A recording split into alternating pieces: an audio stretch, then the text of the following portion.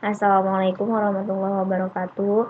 Izin memperkenalkan diri, nama saya Sikarti dengan NIM 2283 2019. Saya dari jurusan Pendidikan Vokasional Teknik Elektro Universitas Sultan Ageng Tirtayasa. Nah, di sini saya akan sedikit mereview atau menjelaskan mengenai makalah yang saya buat tentang model Hilda Taba dalam kurikulum.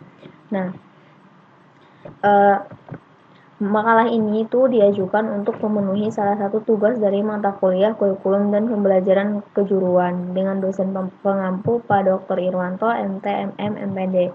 Nah, di dalam makalah ini saya membawa banyak sekali rumusan masalah.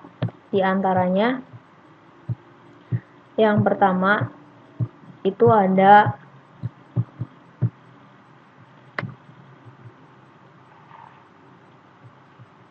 sebentar. Nah, rumusan masalahnya yang pertama ada apa itu kurikulum, yang kedua ada apa ciri-ciri dari kurikulum inti, yang ketiga bagaimana bentuk dari organisasi kurikulum, yang keempat apa itu pengembangan kurikulum, yang kelima bagaimana konsep dari pengembangan kurikulum berbasis madrasah, yang keenam bagaimana proses dari pengembangan kurikulum, yang ketujuh apa itu model pengembangan kurikulum Hilda Taba, dan yang terakhir itu bagaimana tahapan model pengembangan kurikulum Hilda Taba. Nah, mungkin saya akan menjelaskan poin ke-7 dan poin ke-8 saja karena ini adalah inti dari makalah saya.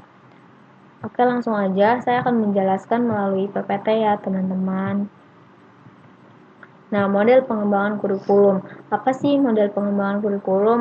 Nah, model pengembangan kurikulum itu merupakan konseptualisasi dalam bentuk persamaan, peralatan fisik, uraian, atau analogi grafik yang menggambarkan situasi atau keadaan yang sebenarnya, baik berupa keadaan apa adanya maupun keadaan yang seharusnya.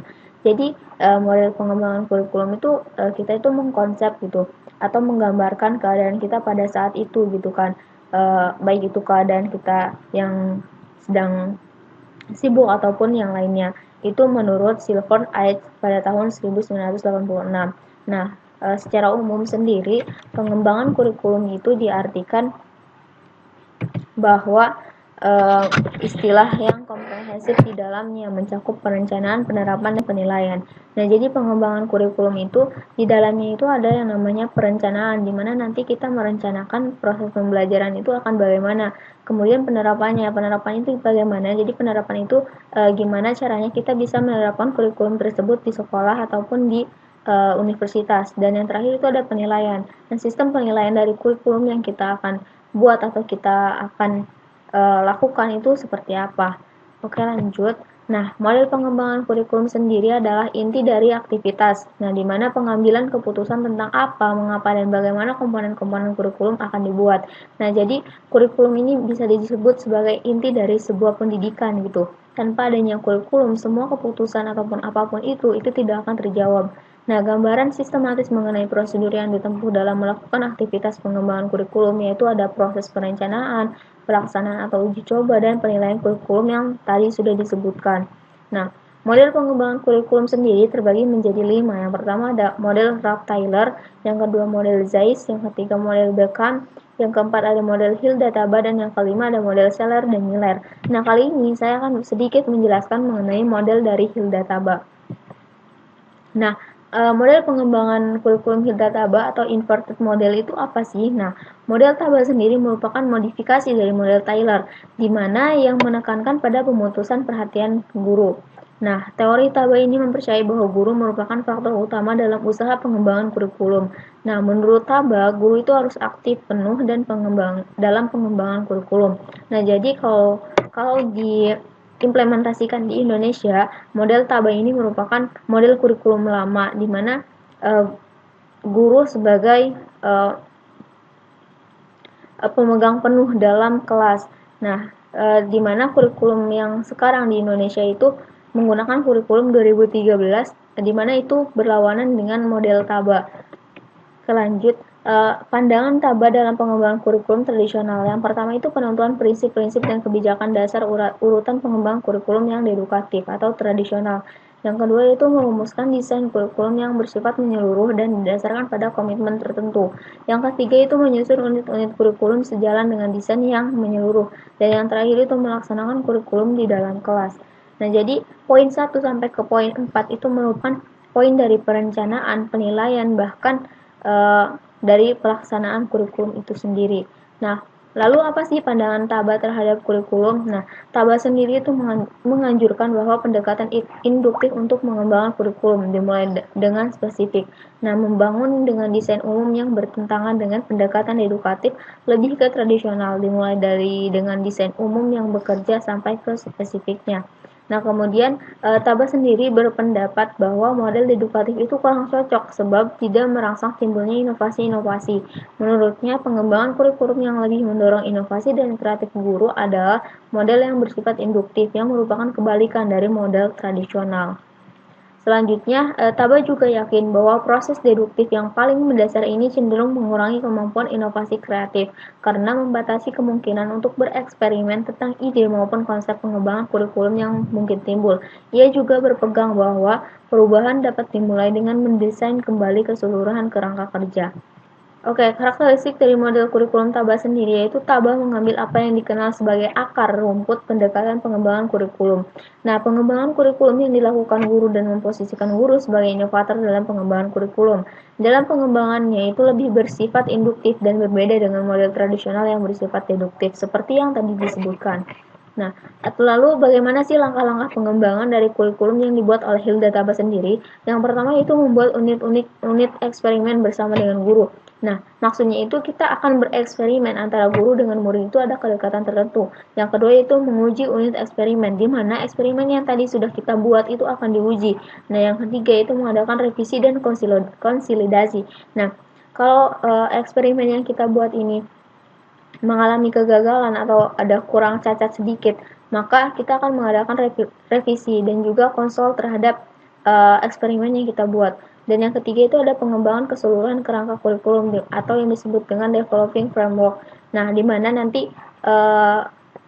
unit-unit yang tadi kita buat itu kita kembangkan lagi lebih dalam ya. Dan yang terakhir itu implementasi dan diseminasi, di mana implementasi di sini kita akan mempraktekannya ke dunia nyata. Oke, lanjut. Membuat unit-unit eksperimen bersama guru itu seperti apa? Yang pertama ada perencanaan berdasarkan teori-teori yang kuat. Dalam kegiatan ini perlu mempersiapkan eksperimen harus dilakukan di dalam kelas dengan menghasilkan data empirik dan teruji. Kemudian mendiagnosis kebutuhan, terus merumuskan tujuan-tujuan khusus. Unit-unit eksperimen harus dirancang melalui tahapan atau memilih isi atau konten. Terus mengorganisasikan isi atau konten, memilih pengalaman belajar, mengorganisasi pengalaman belajar, dan mengevaluasi melihat sekuens dan keseimbangan. Nah, selanjutnya dalam membuat unit-unit eksperimen bersama dengan guru, kita juga harus mendiagnosa celah, kekurangan, dan variasi dalam latar belakang siswa, serta mendiagnosis kebutuhan pengembang kurikulum dimulai dengan menentukan kebutuhan siswa untuk siapa kurikulum yang sedang dirancanakan. Nah, selanjutnya kita juga setelah kita mengetahui kebutuhan siswa, maka perencanaan kurikulum itu harus menentukan tujuan gitu. Nah, selanjutnya itu merumuskan tujuan-tujuan khusus Taba menggunakan istilah hasil dan tujuan saling dipertukarkan, titik yang akan kita kembali lagi nanti. Dan selanjutnya, setelah semuanya itu selesai, kita akan menentukan subjek atau topik untuk dipelajari yang berasal langsung dari tujuan. Misal, memilih isi konten, atau tidak hanya tujuan yang diperhatikan dalam memilih konten, tetapi juga validasi dan signifikansi. Nah, dari konteks yang kita pilih, subjek atau topik untuk dipelajari berasal langsung dari tujuan. Nah, selanjutnya, Taba juga memutuskan pada tingkat apa dan bagaimana urutan materi dipelajari dan ditempatkan. Nah, selanjutnya kita akan mengorganisasi isi atau konten kematangan peserta didik, kesiapan mereka untuk menghadapi materi pelajaran, dan tingkat prestasi akademik mereka adalah faktor yang harus dipertimbangkan dalam penempatan sesuai konten. Nah, selanjutnya itu metodologi atau strategi di mana peserta didik ini akan menjadi tertarik dengan konten harus dipilih oleh para pengembang kurikulum. Dan yang selanjutnya yaitu memilih pengalaman belajar murid atau menginternalisasikan konten melalui aktivitas pembelajaran yang dipilih oleh guru. Nah, lalu apa saja sih apalagi gitu dalam membuat unit-unit eksperimen bersama dengan guru. Nah, selanjutnya itu ada guru memutuskan bagaimana kita mengemas kegiatan belajar. Terus selanjutnya itu mengorganisasi pengalaman belajar pada tahap ini, guru juga mengadaptasi strategi kepada siswa. Nah, cara dan sarana untuk melakukan evaluasi selanjutnya setelah semuanya selesai, kita mengevaluasi perencanaan yang harus memilih dari berbagai teknik yang tepat untuk menilai prestasi siswa dengan menentukan tujuan kurikulum yang telah terpenuhi. Nah, selanjutnya kita akan mencari konsistensi di antara berbagai bagian dari unit pembelajaran guru, serta melihat sekuens dan keseimbangan untuk aliran yang tepat dari pengalaman belajar, dan untuk keseimbangan dalam jenis pembelajaran dan bentuk ekspresi. Nah, menguji unit eksperimen itu seperti apa? Nah, menguji unit eksperimen yang sudah dihasilkan pada langkah pertama harus diuji cobakan di kelas-kelas eksperimen pada berbagai situasi dan kondisi belajar. Nah, pengujian yang dilakukan untuk mengetahui tingkat validasi dan kepraktisan sehingga dapat menghimpun data bagi penyempurnaan. Nah, selanjutnya mengadakan revisi dan konsolidasi. Nah, apa sih mengadakan revisi dan konsolidasi? Nah, dalam subpoin ini, perbaikan dan penyempurnaan itu dilakukan berdasarkan pada data yang dihimpun sebelumnya. Selain perbaikan dan penyempurnaan itu dilakukan juga konsolidasi, yaitu penarikan kesimpulan hal-hal yang bersifat umum tentang konsistensi teori yang digunakan. Nah, selanjutnya konsolidasi juga dilakukan bersama-sama dengan koordinator kurikulum maupun ahli kurikulum. Produk dari langkah ini berupa teaching learning unit yang telah teruji di lapangan. Nah, selanjutnya pengembangan keseluruhan kerangka kurikulum atau developing a framework. Apa sih itu? Nah, apabila dalam kegiatan penyempurnaan dan konsolidasi telah diperoleh sifatnya yang lebih menyeluruh dan berlaku lebih luas, hal itu harus dikaji oleh para ahli kurikulum. Nah, selanjutnya implementasi dan diseminasi.